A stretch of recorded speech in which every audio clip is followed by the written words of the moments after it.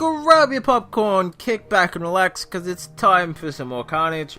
So, in today's video, I have two solos to show you guys. So, the first time we've seen this base, because this is Foxtrot for a 5-man, so pretty high up on the leaderboard stuff here, and we're doing it unboosted, which isn't really common, and that's my bad. Hopefully that doesn't stuff the recording, because it does that sometimes.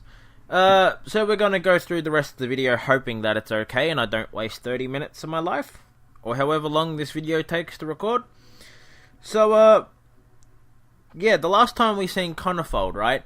You guys were all like, you know, that's a ridiculously easy Connie. Yeah, so we can understand why you could do that unboosted. And I was like, well, although they were right, it was a pretty easy Connie. You look at this one. We got a shock launcher in the back. We got a rocket launcher in the back. That's easily double the amount of shocks than what we had the last time. We got rocket here, here, here, here, here, and here. And when you drop critters, they're going to get blasted by flamethrowers and things of that nature. So, much harder Conifold this time. So, hopefully people are much happier with this unboosted solo. So, Tiga will be doing the attacks today, and I'm wondering why there's a small little number in the top left hand corner of the screen there. You can see it says number 1. No idea. Also, at the time I record this video, there is a glitch where you can see the bottom of the beach is all blurred out there. Not sure why that's a glitch, but whatever. So, you can tell right now, because we're unboosted, he needs a lot of gunboat energy, so he is just farming as much as he can from the bottom. He dropped 3 landing crafts to do that, just so he didn't waste too much time doing it. That's really the only reason. He can see he's starting to lose troops, so instantly sending them back to the beach, just so when he flares back up here, this sniper's not going to be in range and just take out a great stack of his girls. It is probably going to kill 1 or 2 on the edge. Just the 1? Okay, 2. So, he's out of range here, and he won't need to start smoking until he's in range of this machine gun. So the path for Connie's always pretty much the same. You let him group up at the end, and little bit of delay there. So you flare right up in the top corner once they get to the end, and they'll form a nice little tight walking path down the beach. And you can see they'll start grouping pretty much immediately to do that, which is actually a really nice feature. I like that. Unfortunately, that path does take him just around that first one, but I mean, it's not going to be really an issue. The smokes are so big at this point that it's not going to really matter. But the key thing to note is we're not going around too much, and as we get past this core, they're all going to form a nice little tight line on the left side. So double smoking to account for the spreading out, reflaring just so they get where he needs them to be, crittering so the critters time perfectly, so all those rockets take those, and we'll just stop there. So one shock up the top for the shock launcher, another one for the rocket up the top, and we got 2 more. And it looks like he couldn't get that last rocket because it would have been, I believe that would have been out of range. I'm not sure if that was, it's hard to see the alignment of that top rocket. This rocket, like, there next to the flamethrower. Maybe he could have got it with that insane shock, but that placement would have been ridiculous. Much safer to go for the critter box, and you can see it's out of range of those flamethrowers. So, bam, with that Battle Lord is just ripping away at that core, and bam. And is that a glitch?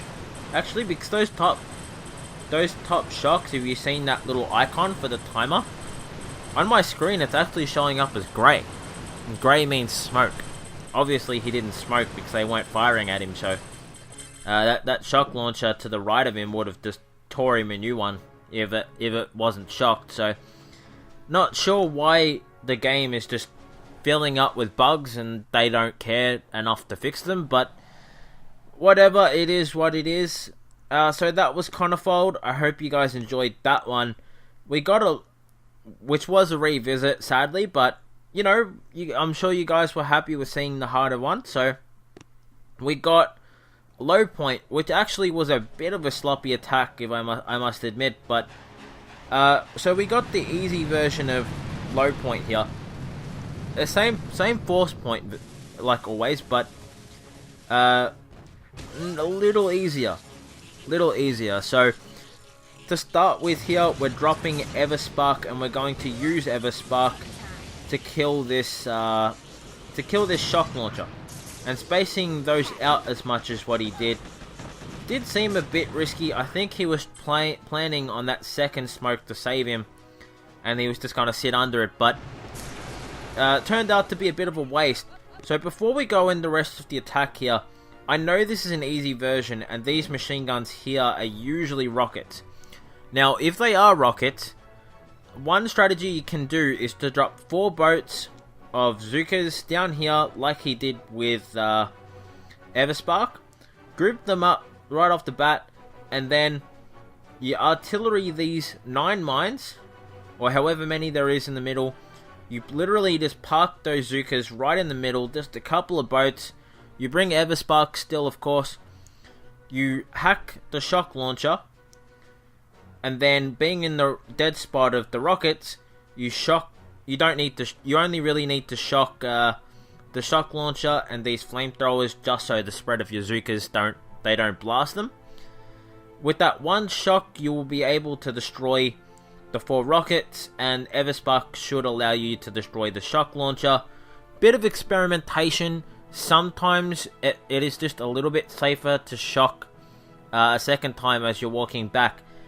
Otherwise, you're going to need to time a smoke very much perfectly so that the shock launcher, if it's not dead, doesn't kill you.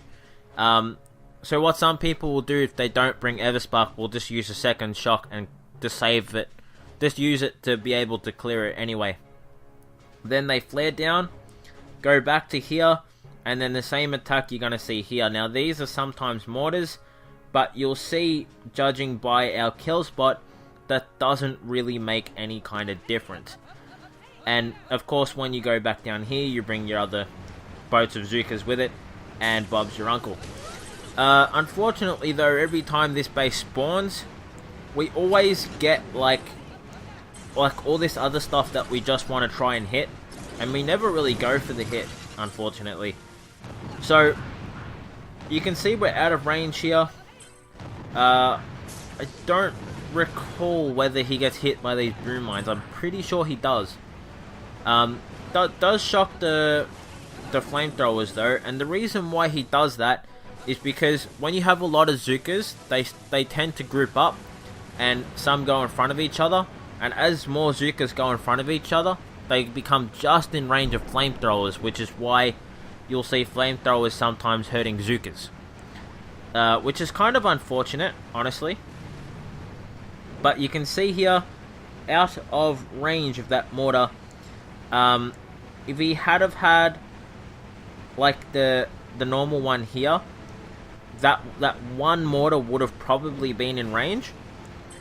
So maybe worth shocking that, or just letting your troops sort of kill that just while they're sort of clearing forward, and then flare back. Of course, losing a little bit of troops along the way, but it is a possible solution. But if you do manage to get lucky with having that one thing as a flamethrower, it does create a huge dead spot on the right here. And of course, did discuss the strategy with the rockets on the top right. So understandably, this was an easy version of Low Point. But I hope you guys enjoy that unboosted attack anyway. So the ice statues, because I forgot to show them, 78% for building damage, 246 for building health. So about what you'd expect. So I hope you guys enjoyed the video anyway. This series has been a lot of fun. I've enjoyed being able to post this stuff because it's not really seen a whole great deal. But anyway, I hope you guys enjoyed the video, and I'll see you guys in the next one.